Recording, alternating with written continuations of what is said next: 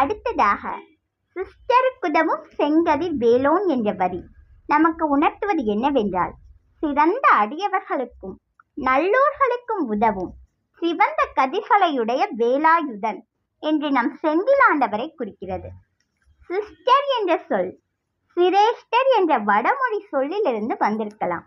அதாவது பக்தர்கள் அல்லது அடியவர்களை குறிக்கிறது.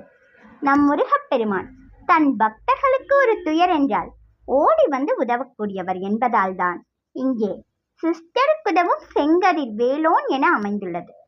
செங்கதிர் வேலோன் என்ற சொல் சிவந்த கதிரொளி வீசும் வேலை கையில் கொண்டுள்ள நம் இறைவனை குறிக்கிறது.